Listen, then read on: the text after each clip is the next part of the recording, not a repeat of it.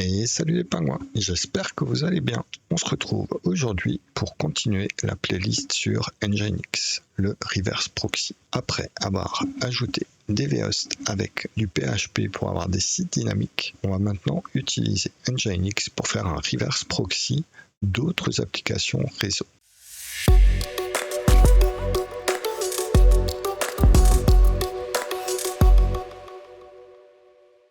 Donc la dernière fois, on avait utilisé PHP et Nginx ensemble et on avait vu qu'on avait configuré pour faire un socket. Donc le socket, c'était un fichier, mais en fait Nginx a une autre possibilité, c'est qu'il va pouvoir se connecter à un autre serveur web. On va se lancer dans la documentation. Vous avez ici une section pour servir un port. Donc pour simuler un port, je vais aller créer un répertoire sur mon web. Alors, je vais créer un user pour l'occasion, je vais l'appeler servport. Il faut d'abord que je le rajoute, bien sûr. Donc j'ai créé mon répertoire 3W et à l'intérieur, je vais créer un fichier index.html avec écrit dedans contenu réseau. Je vais lancer le serveur directement. Si je me mets en route sur la machine web, je vois que le port est en écoute. Et vous voyez, il est en écoute en localhost. Donc ça c'est le localhost de l'IPv6. Donc ça veut dire que si je fais un curl de http localhost.8080, je vois bien le contenu réseau. Par contre, si je le fais depuis une machine à l'extérieur, appelée web.lab.linux.fr 2.8080, et ben je n'y arrive pas. Alors, il y a deux raisons à ça, c'est déjà il n'écoute pas sur mon adresse IPv4, mais surtout, dans mon firewall, le port 8080 n'est pas ouvert. Donc, ce qu'on va faire, c'est qu'on va créer un vhost Nginx. On va l'appeler servport.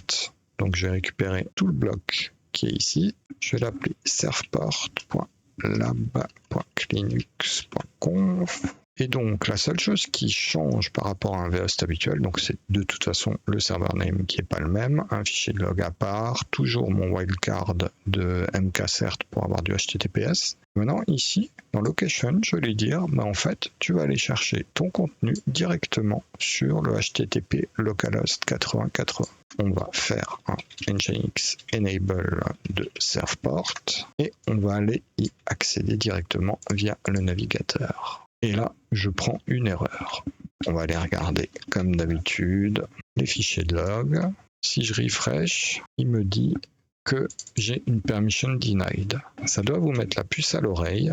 On va aller faire un audit to hide all. Et effectivement, dans le fichier d'audit SE Linux, il nous dit ton serveur web n'a pas le droit de se connecter à un autre réseau, même si c'est ton propre réseau. Nous, on va aller l'autoriser. Et si je rafraîchis ma page, maintenant j'ai le contenu réseau. Avec un problème d'encoding parce que j'ai fait mon fichier index comme un goret, j'ai pas spécifié l'encoding. Je redémarre mon serveur et j'ai bien mon contenu réseau. Donc là, j'ai fait l'exemple avec un simple Python, mais au final, vous pouvez faire ça avec du Go, avec du Java, avec n'importe quoi qui ouvre un socket et qui est un serveur web. Alors, par exemple, sur Plesk, il y a quelque chose qui est très stupide, c'est que vous pouvez activer Nginx, mais en fait, Nginx va aller écouter sur Apache pour rendre le contenu. Alors qu'on a vu que Nginx est tout à fait capable de servir du PHP, du HTML, etc. Donc là, vous avez la possibilité de faire votre reverse proxy, non seulement vers du PHP comme on l'a vu dans la vidéo précédente, mais aussi sur des ports. Ça ouvre la voie à quelque chose qui va être extrêmement important. Je vais vous montrer ça. Je vais vous ouvrir par exemple, je vais retourner dans le répertoire et je vais vous ouvrir un deuxième port. Donc un deuxième serveur web en Python. Donc je peux pas sur le même port forcément. Donc je vais l'ouvrir sur un deuxième. Je vais pouvoir vérifier directement mon curl. Donc mon curl sur le 8080 m'affiche ça et sur le 8081 m'affiche ça. Donc en fait, j'ai deux sockets qui sont en écoute et qui me servent la même chose. Donc ce qu'on va pouvoir faire, c'est qu'on va pouvoir configurer un répartiteur de charge, un load balancer. Pour ça, vous avez beaucoup de méthode de load balancing. Donc vous avez déjà le round robin, il est distribué de manière équitable entre chacun des serveurs. Vous avez aussi la possibilité d'envoyer la requête dans le process ou le serveur, quand vous êtes dans un cas réel, qui a le moins de connexions ouvertes. Vous avez aussi la possibilité de faire du IPH. Ça veut dire qu'il va récupérer et envoyer un même client toujours dans le même serveur. Et vous en avez encore d'autres où je ne vais pas rentrer dedans. Vous avez compris l'idée. Maintenant, on va aller se créer un VHost spécifique qu'on va parcourir bien sûr ensemble. Je vais l'appeler load.lab.linux.fr.conf. On va coller le contenu à l'intérieur. Donc on va déjà définir tous les nœuds qui constituent mes serveurs d'application. Donc là, j'ai mon localhost 80 et mon localhost 8081.